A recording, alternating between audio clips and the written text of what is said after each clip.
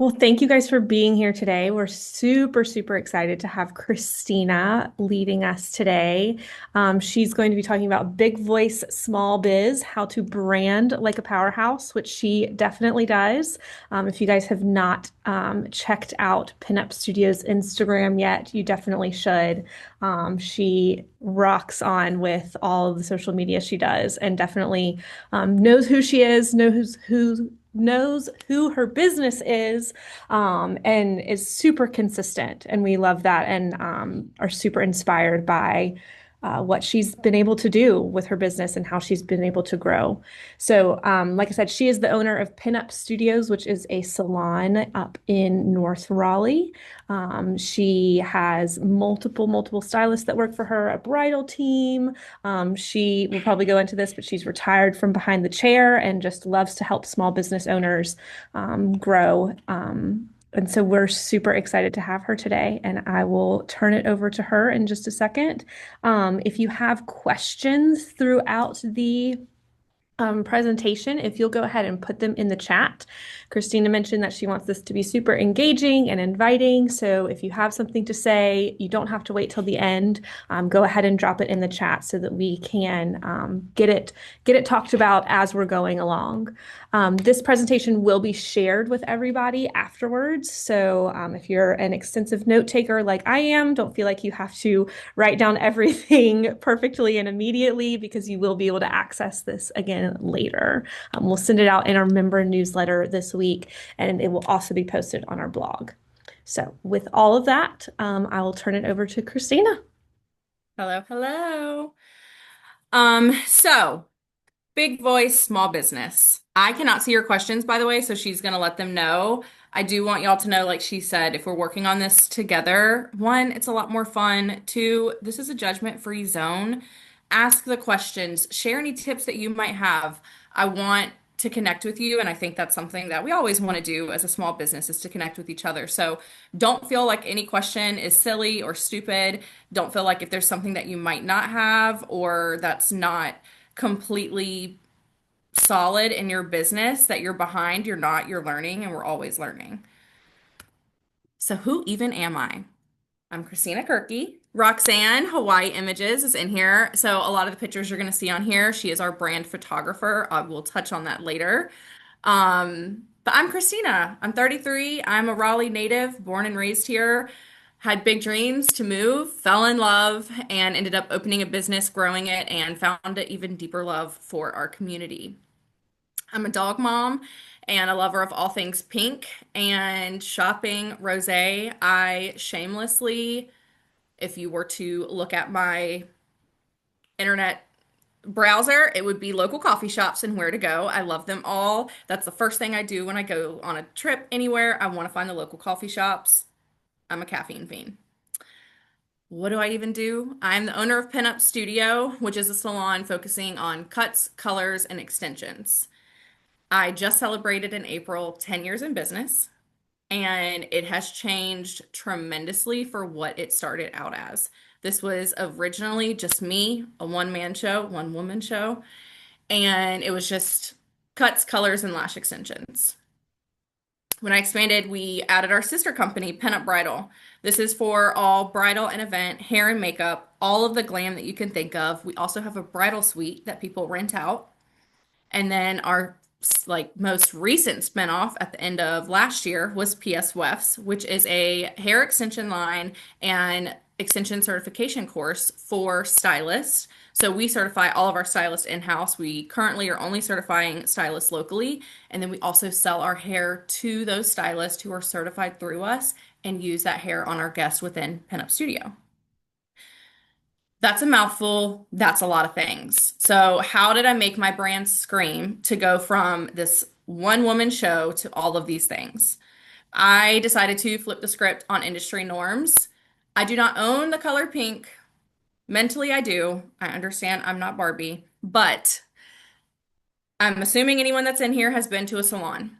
And majority of the salons are black and white, beige, very modern, very sleek. No hate to them. Love that. That's their brand. That's what speaks to them.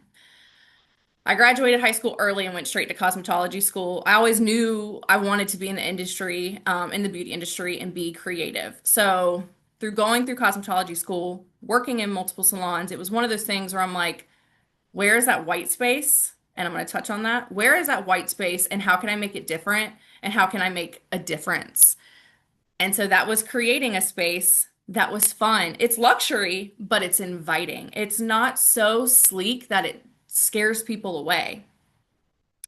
So when I expanded and got into our space before our most recent expansion, it went from just me to I got to get employees. Like I had a full chair, I had a full book. As she said, I'm now retired behind the chair. I went from our highest earner to zero income behind the chair. That was a big leap to take. But with the momentum that we grew with the brand is how bridal came about because there was such a lack, and I saw where we could pivot some things and make it better to grab these weddings. We're doing over 70 weddings already this year, and that's outside of studio. Same thing with PS WEFs. So, open dialogue. I want to work on a few things. You can snap a picture of this slide. I'm going to talk you through these questions. So there's going to be questions throughout. You can snap a picture of the slides and then I'll run back through them at the end. There is no wrong voice. There is just clarity, and that's where it's going to win. If you're thinking of your brand and the things that you're doing, think of the voice. And when I say that, I mean, what is describing it? If you're looking at this, you're probably saying, this is a fun atmosphere. Is your brand casual or polished? Are you fun and playful or clear and educational? Don't get that confused with you can still be fun and educational. But if you were to list three words that described your brand today, what are the top three that would stand out? And what are the top three that your guests would say or anybody that supports you? I encourage you to write those yourself and then ask those close to you and ask some of your guests, clients, depending on whatever type of company you have. Are you currently blending in? Being forgettable is going to be way more expensive than being bold. And in today's market, it went from people need to see you, it was like always the seven series touch. People need to see you 7 times. People need to hear about your message 7 times. That is well upwards of 20 times at this point due to buyer's fatigue, the way social media works, the way email marketing works, all of these things. If you are blending in and trying to play it safe because you're scared that I don't know. What are they going to say? Your post was cringy or your marketing was silly and cheesy. We mix in some very strategic high-end marketing with a fun flair. And the reason behind that is because both are going to get people talking. I did the most cheesiest Easter giveaway in a blow-up Easter outfit with my manager and one of my employees wearing blow-up Easter eggs. So tacky. But here's the thing. They're talking and you want people to talk about you and not talk about you. They want not talk about you in the sense of what you do is wrong because it's not wrong. They're talking about you because it's putting eyes on you always, regardless if it speaks to their language. To wrap that again and put it into perspective, we had a stylist that we had for a little while who specifically came to our salon because a local salon put our social media up in their back room and they were making fun of us. They were making fun of us being girly and like a sorority. I can't even say that right because I don't do that. But all of those things, and we're making fun of how silly we looked. That stylist immediately applied with us because we spoke that stylist language. We were something that she wanted. So the joke's on them and the joke's on other people. If they're going to talk about you, it's going to continue to push clients or guests your way. Continue showing up. Do not blend in. That is going to cost you in the end. So think on that. Think on if you've been trying too hard to play it safe. And let's think on three brands that we love. This doesn't even have to be in your field. This could just be brands that you love and support, and a brand where when they come across your news feed, you just love to see it. Everything stands out to you. You feel seen, heard. You just feel very drawn to it. Why is that? How is it making you feel? And what is their overall aesthetic and tone with what they're doing? If they are not in your field, is that something that you could twist to put on your, to work with what you're doing? Or how could you change things to kind of touch that topic with the guests that you want to get in?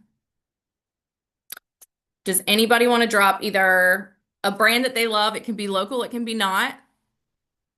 I know me personally, my current local obsession is Sonder Coffee. I don't know if y'all have been out there. It's a little bit of a hike for me.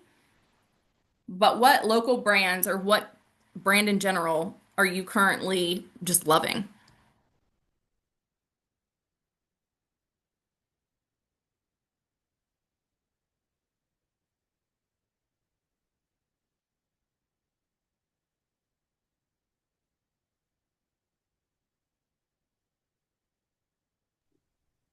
Roxanne said, blame her for loving Sonder So bad. and I'm glad it's like, Zala. yeah.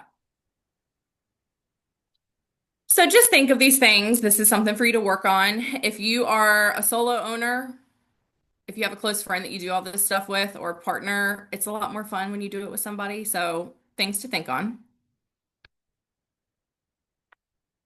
Small business with a big business mentality, putting this into perspective. 2015 to 2018, this was me. Cute little studio. Loved her.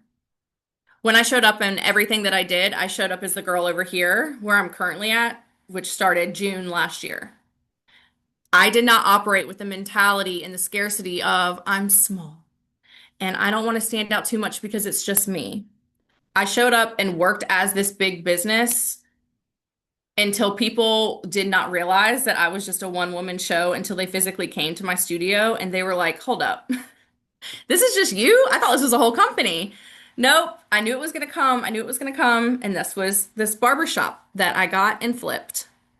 This was a 1,500 square foot space. I knew this wasn't our end game. I said it from the day we moved in and from the day I poured all my blood, sweat, tears, and current savings into this current space because I was continuing to operate like my end game, which is where I'm at now, which, well, that's not really even my end game. I don't even know what it fully is yet, but I know it's going to be even bigger than this. And that doesn't just mean by having a physical, larger space.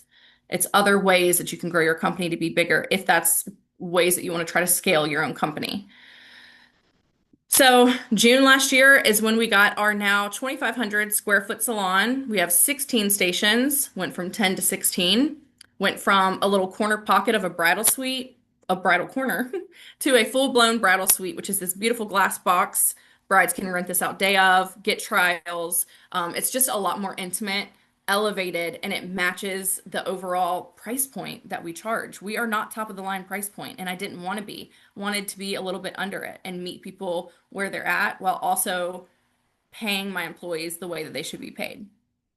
So, whatever stage you're in right now, if you are currently operating at, I'm just a small business, so I'm going to play small, you are doing yourself a massive disservice. Play with the end game, play with the big dogs, and you will become a big dog. I know that sounds so silly to say, but it is so much very true.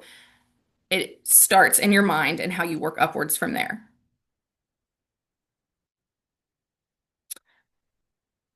Ditching the template. Your brand is more than just your logo and your font. When you're thinking of your branding, that is your first impression.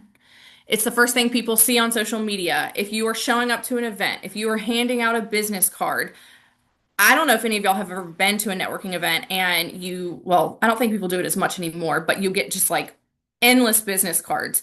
And some, whether it's the feel, whether it's the texture, whether it's the colors on it, no matter what it is, there's some that catch your eye more than others. That's what you need to think about when you think of your overall company branding. It is the outfit of your business. Our brand voice, that's what you want people to feel and hear. That's kind of like your closer. So we have our vibe, the values, and the voice that are all going to tie in on top of, which go underneath having your basic brand package and how you are showing up. For the mini brand audit, your logo. Do you even have one?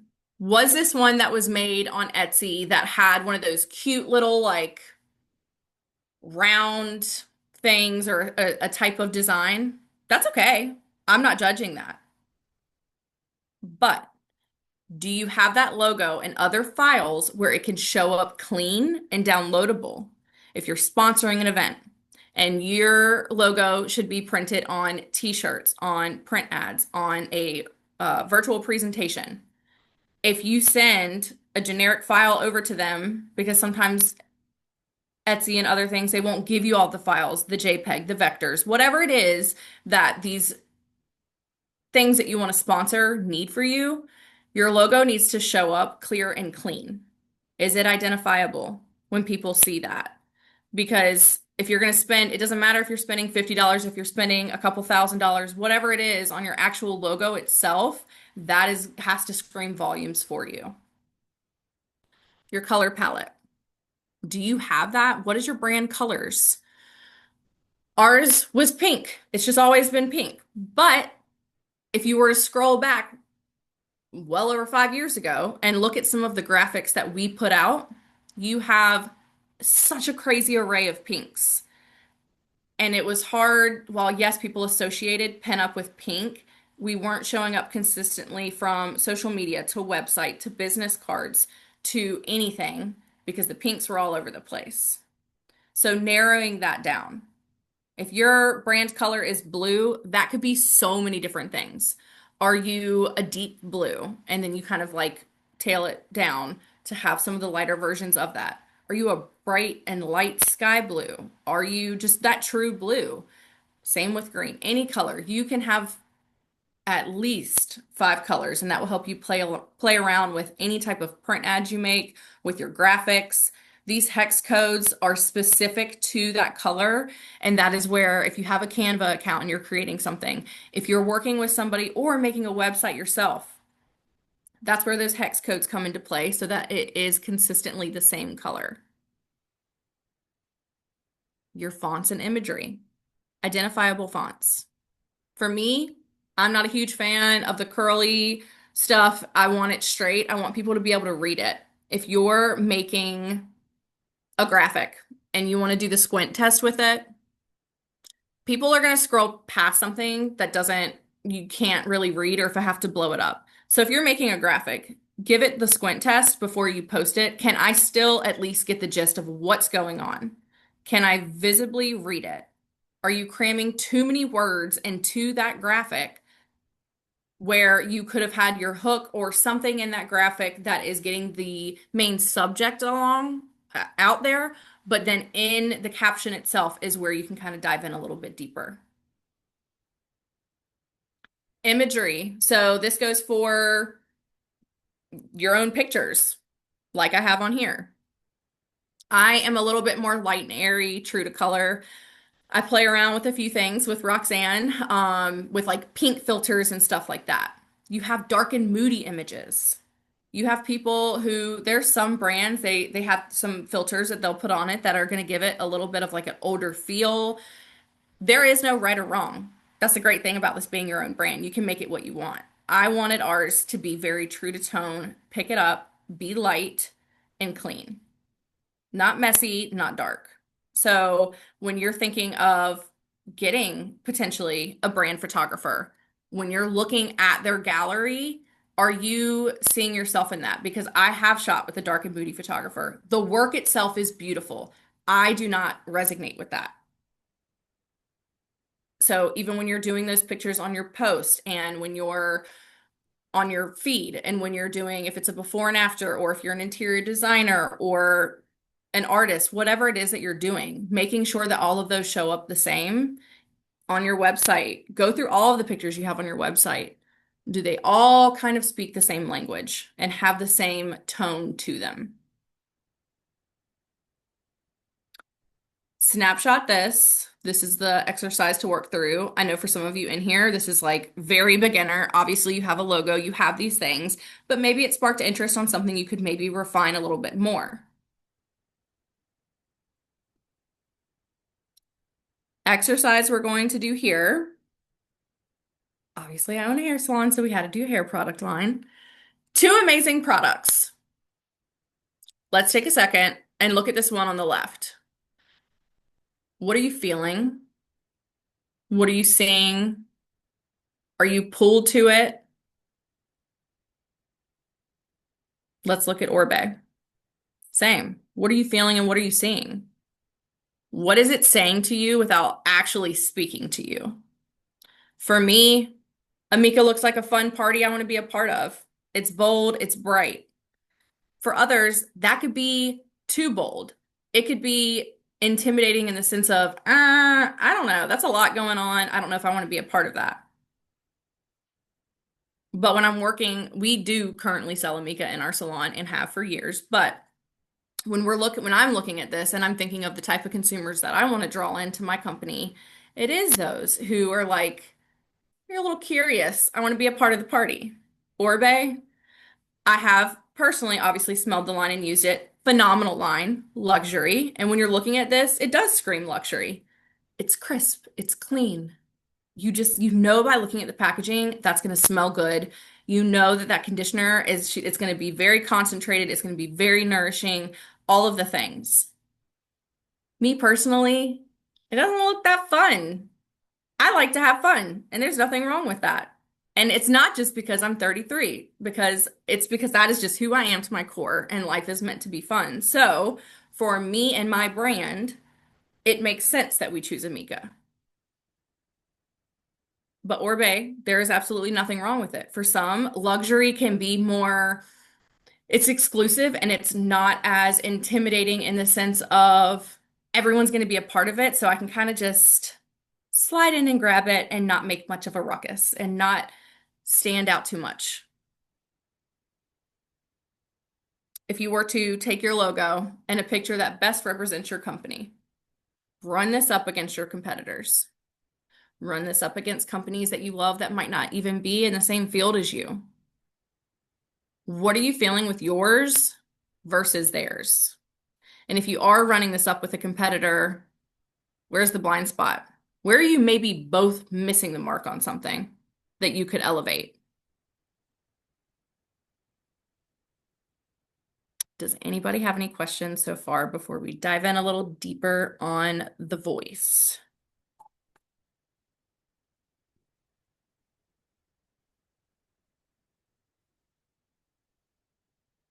Okay. I talk really fast, so I'm really interested to see how much we roll through this. So y'all better hang out and talk with me in the end. And I mean like coming off your mics and talking to me. The voice audit. Like I said earlier, your voice is your closer. So snapshot this. I'm going to walk you through these questions. Your social media versus your website. Do you sound the same or like two completely different people? Naturally, our website is supposed to be more informational, more of the nitty-gritty that you're not necessarily going to have all over your social media. But if your website is like so suit and tie, buttoned up, very professional, but your social media is very fun and light, you are two completely different people. And you can still bring the fun light to that professional close knit and bring the information into your social media feed. And by that, I mean you want to give someone just enough where they know the overall of what you're doing, what you're saying. But if they want to learn more, they're going to go to your website. It's not just we do good hair. No. You're going to learn some of the education behind it on our posts, through our stories. You're going to know how to book through our posts, through our stories, through our links. But when you go on our website, it's going to dive in even deeper. All of which are the same language. Clear or fuzzy? What do you do? And how the heck do I buy it? Because confused people are not going to spend money with you. For a long time, I would say that Pinup was a full service salon until I started getting calls about facials, massages, Brazilian waxes, and other things, none of which we did. We were not full. That's confusing. It's not clear. We do cuts, colors, extensions, and some pretty bomb blowouts. And bridal. How are people going to buy from you? Have you ever like scrolled across somebody on TikTok or even scrolled across someone on Instagram and you're like, I literally don't care what you're saying. I just want to buy this top. And then it's like, comment here, follow this link here, input your this. No. How am I going to buy or book or inquire with you in under ideally 3 steps max? Because you're losing them. Are your people being seen? Are you fixing a problem? Are you speaking their language and are you even relatable? This, I understand, could be different depending on what your business is, solely because I'm not quite sure how relatable a plumber could be, like on social media. I was thinking about that when I was making this, and I'm like, it's going to be really embarrassing if there's like a plumber or an electrician on here because it's like, I'm selling to women. So obviously I want to be relatable and touch those, personal connections with them. But I don't really want to know what my plumber's doing. I just want to know they can fix this. So I know that that can definitely depend on the industry that you're in. But you can still work those same pages by letting people know how can I fix your problem? And this is what we do. This is how we do it well, and this is how we do it better than whoever your competitors are.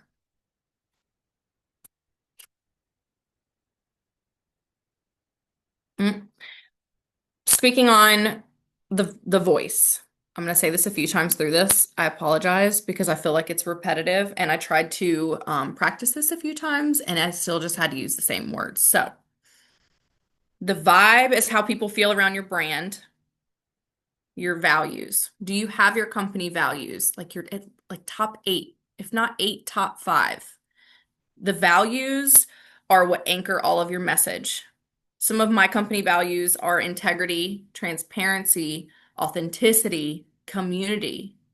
That screams through everything that we show up in and do. So if you don't have your values, if any of you on here use ChatGPT, you can run a fun exercise through them of, I need help coming up with my company's top 8 values.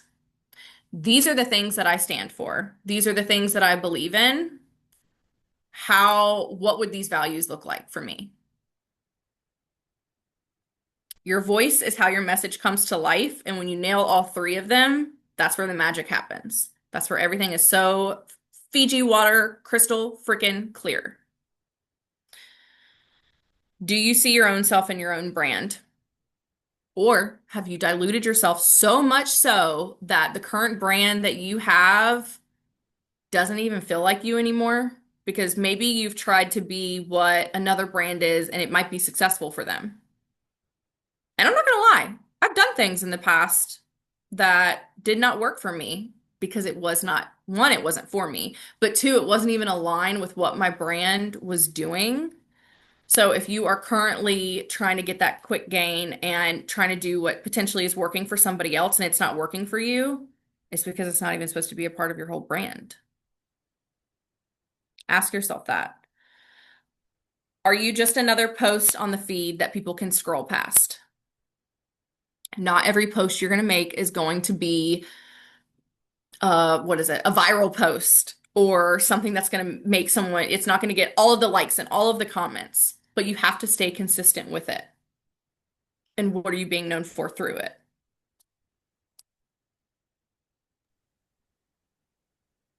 Christina, real quick, Lauren asked, do you think company values should be visible on your website? Yeah, absolutely.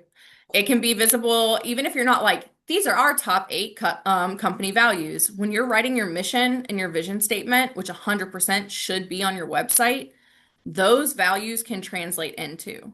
So if you were to read our mission statement, it's very community based, authentic, transparency through what we're doing, supportive in how we're doing things. You can use those words through there.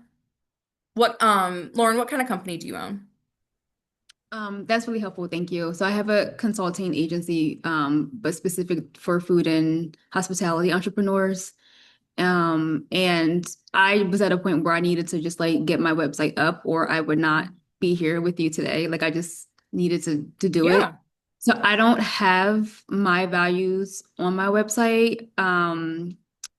But that's something that I was going back and forth with of if I need to put it on there. I did do like some market research with businesses like local in Raleigh, and a lot of them are like, we don't have time to like read all these things. So part of me was like, I should have it on there for those who might have time to do it. But then a part of me was like, you don't need to do it because they're not going to read it and or because you just need to like get this thing out in the world. Yeah. And that's fine. I mean, starting somewhere, I mean, we've all done it. You have to start somewhere and just throw a website up just to get it. But I feel like not everyone's ever like gonna just read your website. And then you're gonna have people are nosy. And I don't know about y'all, sometimes there's something about that like 10:30, 11 p.m. and I just start scrolling and then I get in knee deep in other stuff through my phone. So you never know, like maybe someone's seeing you and then goes. And like I said, you don't necessarily have to be like, these are my values. But I mean, do you have like three from the top of your mind right now that you could tell me? Joy, integrity, and having fun. Yeah. Do you have your mission statement with those in them? Probably not. That's fine.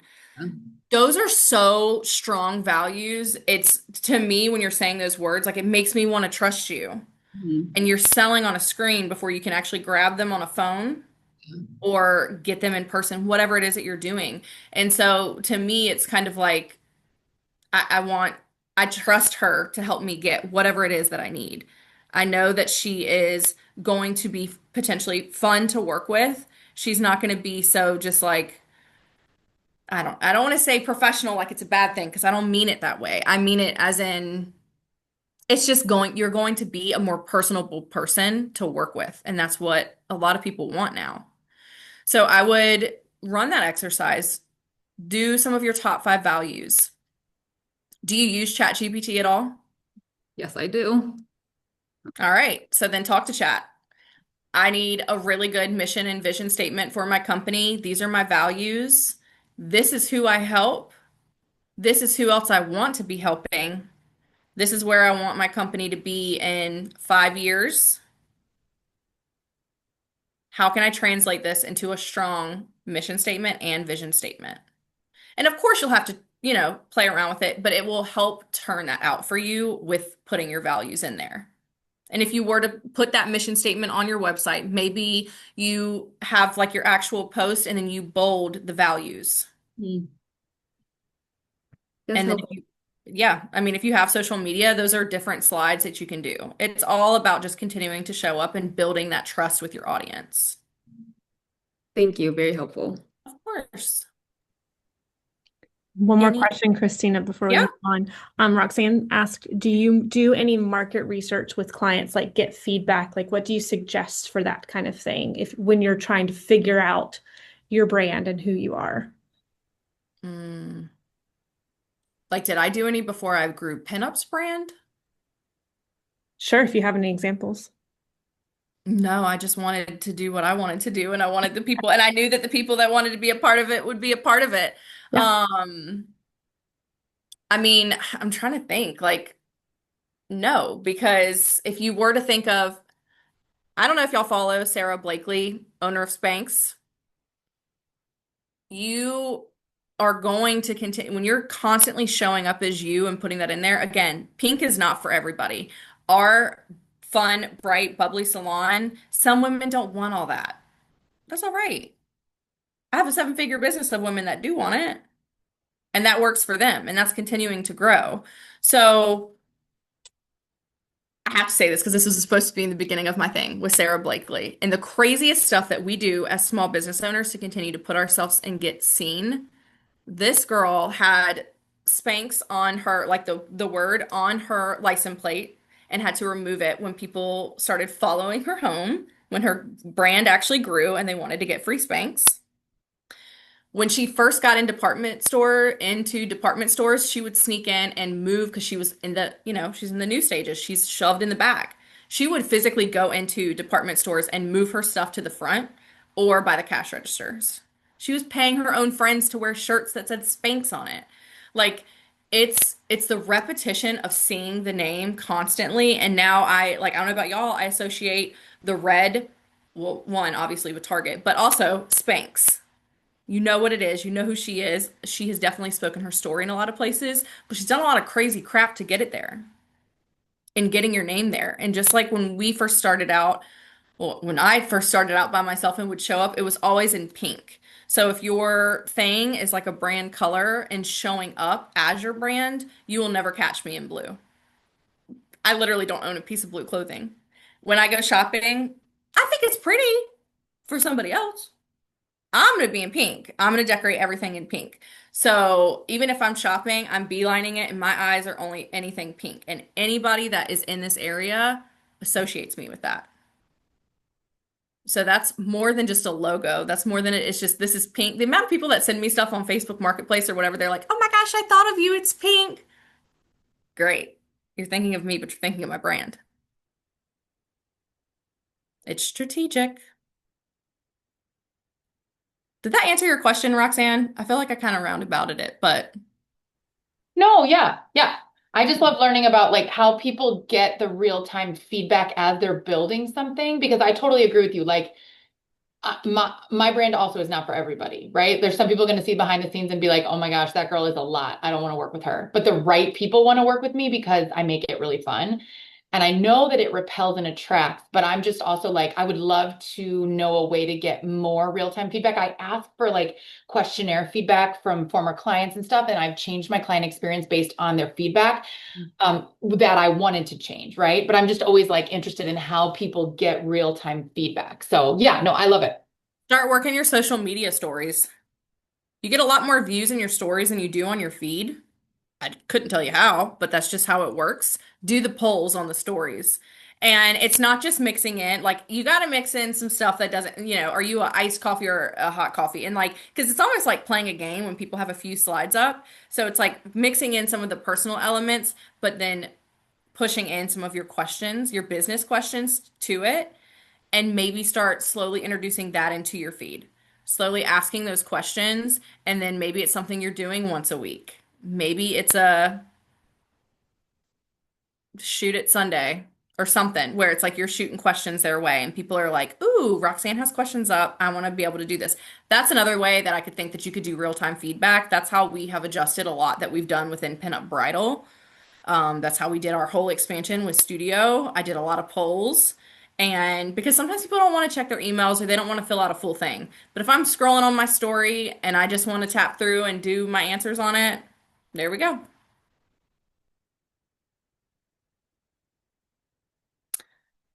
Positioning with purpose and finding your white space. So this is what people need and what your competitors are missing.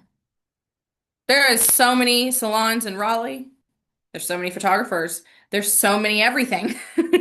Raleigh is huge at this point, especially compared to what it was when I grew up here. 540 was literally woods I played in as a kid, and when they were building it, when we had the huge snowstorm, I was sledding down all those mud piles.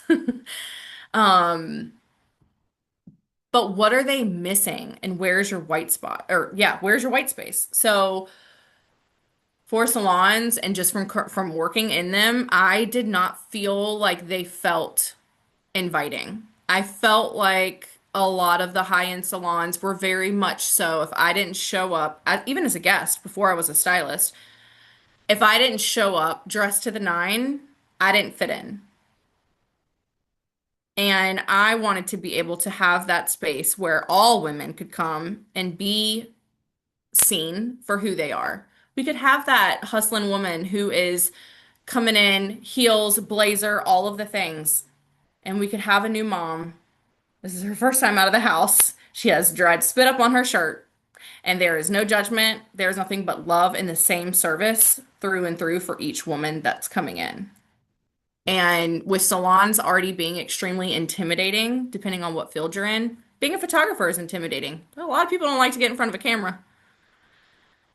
And so, how can you make it inviting with what you're doing, or what is it that your competitors are missing? I knew our local area was missing that inclusive feel and that community love.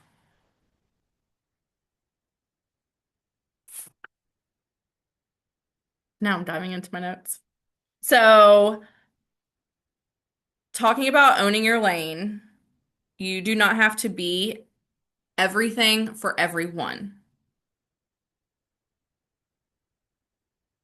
I'm trying to figure out how to relate this outside of hair so we're not just talking about salons all day. What is it that you do and you do well? Do an overall kind of like summary of your business in your head and what you're doing well. And what are you doing that you're doing it?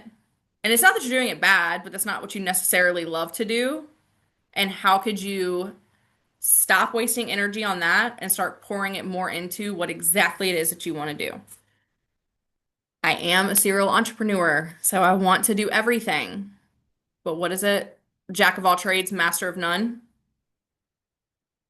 Be good at what you do and how you do it. And own that and be proud of that. And it is literally rinse and repeat. Your story matters when you're trying to connect with people, even with your consulting. If I'm going to be, usually, if I'm going to be spending money with somebody, I want to know like what even made you start your company. And again, now with social media, everybody is just everyone's researching everyone. Eyes are on you more than you know. So what's your story? What even brought you here? Your client experience. Have you vetted any of your competitors and seen what that overall client experience is like? And then have you, from an eagle's eye, and I've done this, I've actually had secret shoppers come into my salon when I'm not there to see what the overall experience is like, to get feedback on how my team is actually doing with them. Not to be bad, but to see where we can change things. For salons, it's like if you're doing just a typical concession bar, that's the bare minimum of what you can be doing. So, how can you make your client experience even better? Down to my bookkeeper, it's not just here's a spreadsheet. Like, she helps, how can you get on their level of what you're selling them or what you're doing and make it a more of a personal touch point for them? What's a little thing that you can do? And I think a lot of times, when you're running a small business and maybe if you don't have all the hands to help you and so you're literally holding two plates that are like your Thanksgiving plate and they're overfilled and they're starting to teeter. You can only do so much, but that's what makes us special. That's what makes us better than the big dogs because we still have the power and the heart to stay connected to our consumers. A small thing we do, new client gifts, client birthday gifts. If we have a client come in and they're talking and they just are having a bad day, we have a special little gift for them. And I'm not saying we spent $20. I don't even think we spent over $5 on this gift. It is just a little something to brighten someone's day. Leaving the best impression of you with everyone that you can and making somebody feel seen is going to, people are going to scream that. And the clarity. So we already talked about how we're going to show up clear with everything when it comes to your overall position and what you're doing. If you were to take a bird's eye view on your website or a bird's eye view on your social media, is there anything on there that doesn't match exactly what type of ideal client you're trying to get? And just think about that.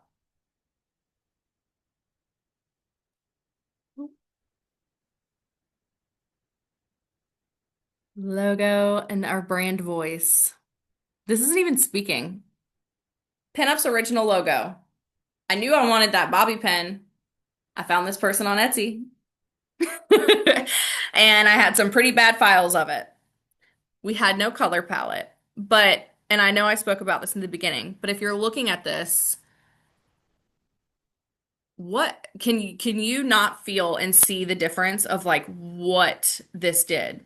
When we redid our whole website with the right color hues and logos and all of the things, we have actually had people physically come into our salon because they saw our logo and they saw our website and we looked cool. We looked fun. think about that when I mean, my husband makes fun of me and says I'm kind of like a soccer coach or a football coach, whatever it is. I don't do sports at all. Um, Clearly. So, but I wear my logo like I am one. And it's kind of like a fun mind game because people think Pinup Studio and they're like, Do you do boudoir photography? Nope. But we can do your hair and makeup if you want to get it done. So, wearing your logo, it's a shameless plug. You're going to sit there and wear Gucci or anybody else. Okay, so treat your own brand like it's that.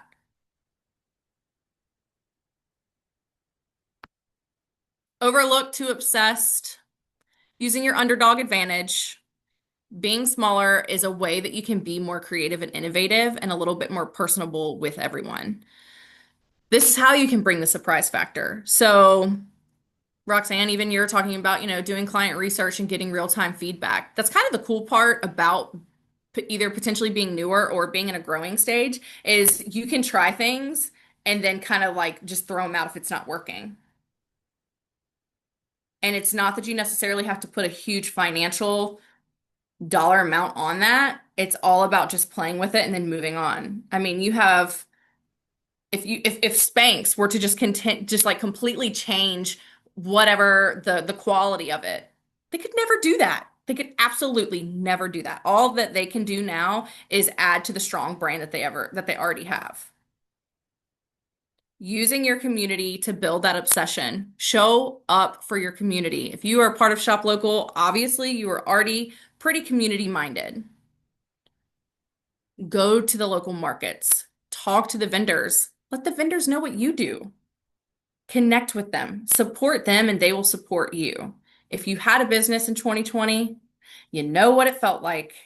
And for me to be someone who has always given back and done the charity and continues to show up for my community, I've never asked. And then COVID happened. And all I asked for from our community was to please show up for us on this live and please buy products from us because my landlord is not giving me free rent. We sold over $5,000 on that live in products. It was crazy. And then we still had people sending us money. And it was like, I've never asked for it before. And I think everyone was in that. I know that was a different time frame in general, but your community is the ones that are going to be there for you. And especially in this area, Raleigh wants local. I live out in Wake Forest now, and so there's definitely a little bit more. There's some local restaurants out here, but there is a decent amount of the chains. We got our Texas Roadhouse, whatever. But if you're like in the heart of Raleigh or Durham or even like the small businesses, the restaurants, the coffee shops, all of those things, people want that. They know that the food quality is going to get better or is going to be better. The service, 9 times out of 10, is better, and it's a more personable experience. The community wants to support you and know about you.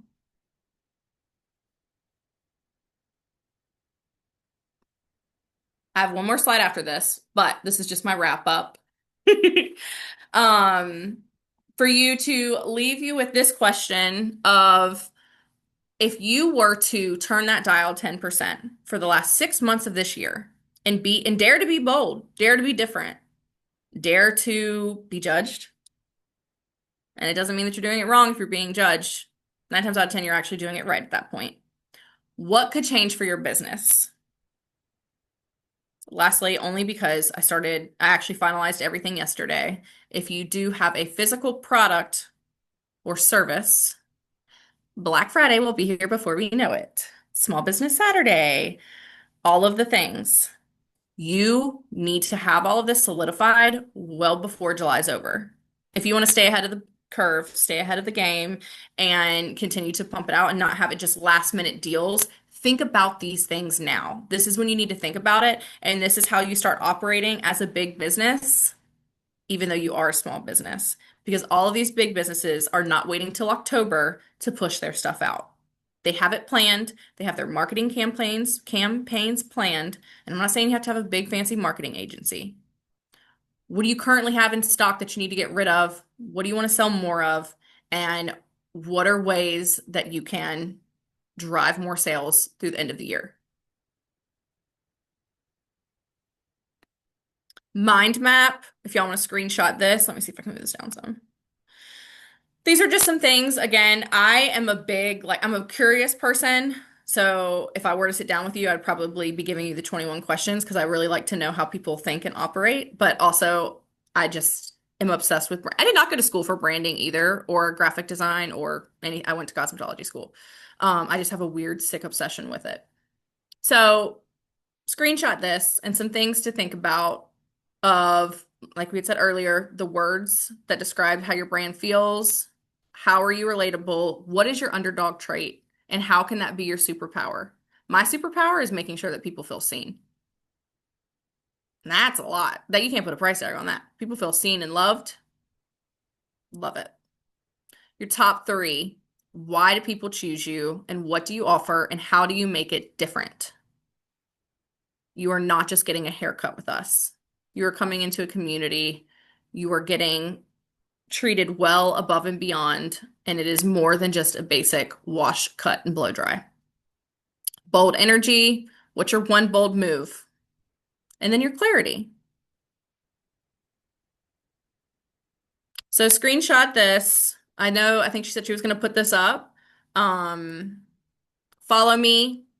If you have questions, my DMs are always open. If you want to run anything by me, I'm here to help you. I know what it's like to be alone. It's scary being the owners. No one gets it like us. So any questions that you have, any help that you may need, I would love to support you. Um, and I guess what now is it question time? Yeah. Yeah, if anyone has any questions, you can put them in the chat or you can unmute.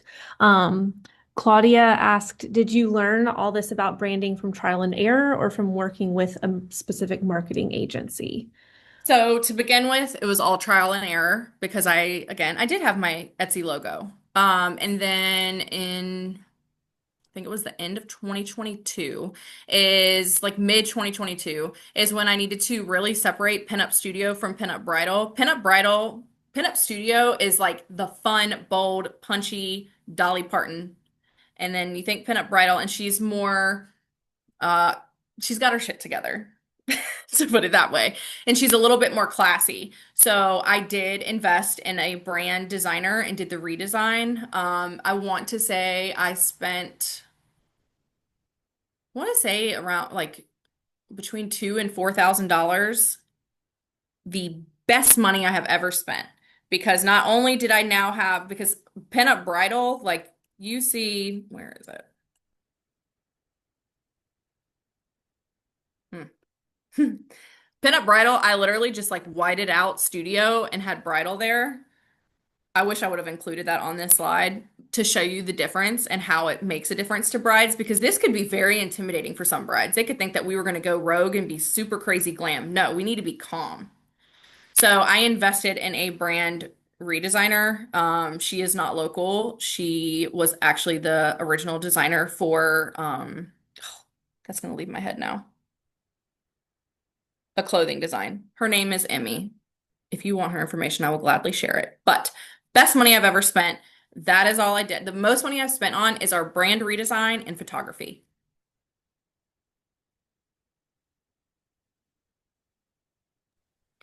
Do you have any suggestions for people who, maybe their business is, kind of like when you started off small, you might not have the budget for that yet, but you really want to take a stab at doing this by yourself. Do you have any suggestions of like key things to focus on besides like your logo, et cetera? Or even if you don't have a logo you love or you don't have set colors you love, like how do you find that out about yourself? Like, are there any good exercises or activities for that? Pinterest. Say you like blue beachy vibes or whatever it is that you like. And you can type that into Pinterest. Blue aesthetics, blue company aesthetics, blue color schemes, whatever the color it is that you want, and it will start to pull colors and it can filter through all of that. So you can see what are you being pulled towards and what do you want your brand to say through that. Pinterest is so underrated. I know it was like huge for a little while and it's kind of died out. It is still amazing. Um, TikTok is great, but it's overwhelming in the sense of it's not always direct and going to get you there. And 9 times out of 10, the person's going to talk too long. to get you there. So going on Pinterest and having that moment to really look through the pictures, build out a vision board. So I did that with my brand manager for this.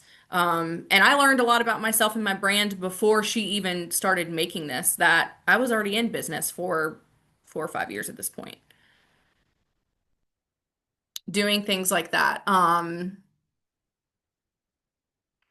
trying to think what else. I mean, even if you're on any of the local pages, there's a lot of people that are still learning with you. There's a lot of, whether it be your local chamber, whether it be other, if you're a woman in business, like there's so many other meetups where you can talk with owners through this who are either in the same boat as you or a little bit ahead of you that can give you guidance. You don't have to spend thousands of dollars. It took me years to even like look at the price tag of what I was going to pay for this and be like, okay, I can do that. This is worth it. And it was.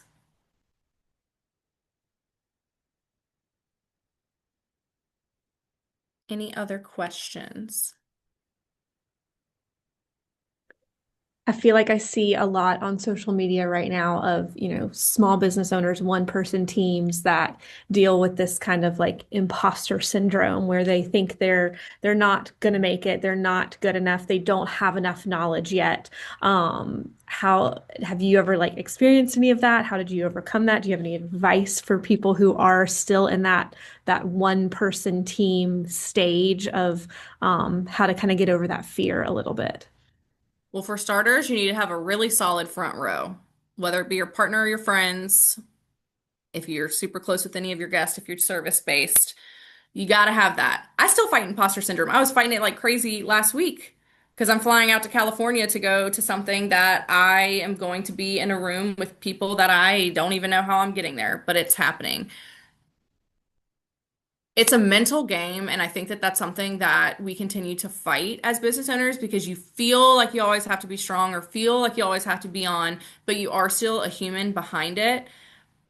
And it is a lot easier for the negativity to take over. But I cannot encourage you enough to switch that mind frame from, oh my God, this isn't going to happen. I'm going to spend all this money and I'm not going to make this back.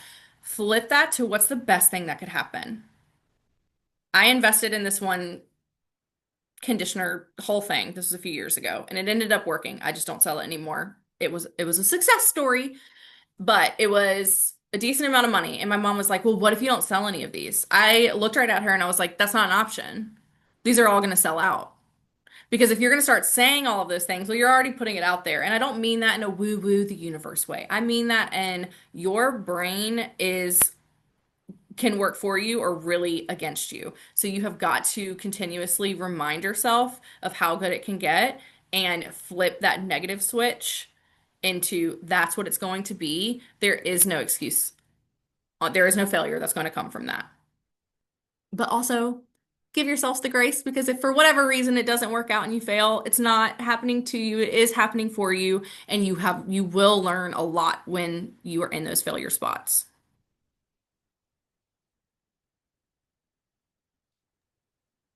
Awesome. Thank you. Thank you. Any other questions?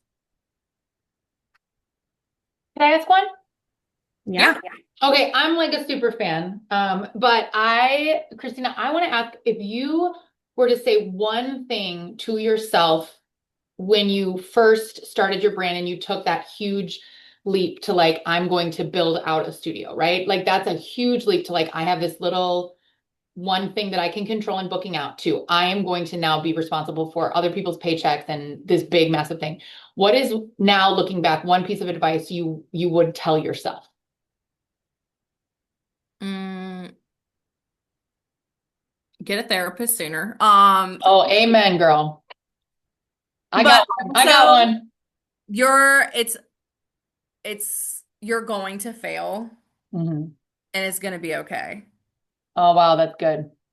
And it's going to be okay. And you're going to this doesn't really necessarily have to go with that as much as it's being the villain in people's stories.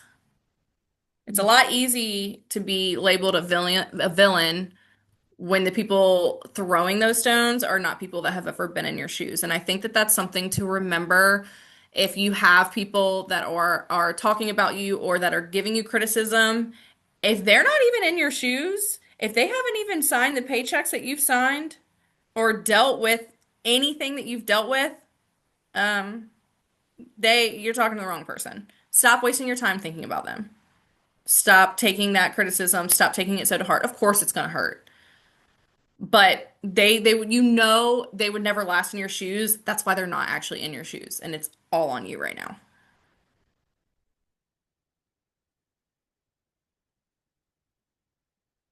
I think that's it. Awesome. Any last questions?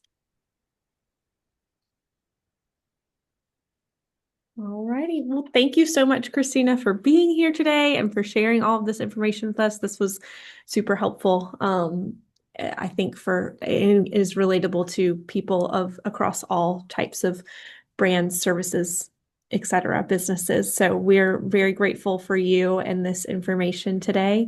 Like I said at the beginning, this will be posted on our blog and we'll send it out in our member newsletter so that you can share it with coworkers, friends, your network, anyone who you think might benefit from learning a little bit from Christina. We're happy to have you share this out with people. Christina has her QR code up, so you can scan that and make sure you are able to get in contact with her if you'd like to do that. I have been to her salon and it is amazing and so fun in there. And everything she said today is just you know who she is through everything that she does. And I am really, really thankful that she was here and willing to speak with us today. We coming up the rest of this month, we have our in-person networking event. It is fourth Friday at the Crazy Axe, and that will be on June 27th. June 27th from 9:30 to 10:30. And that information is all on our website. It will be in our member newsletter as well. If you have any questions about that, you can email us at contactus@shoplocalraleigh.org. Anything else before we log off today? Thank y'all so much for hanging. Awesome. Thank you guys for being here. Thank you, Christina. Bye.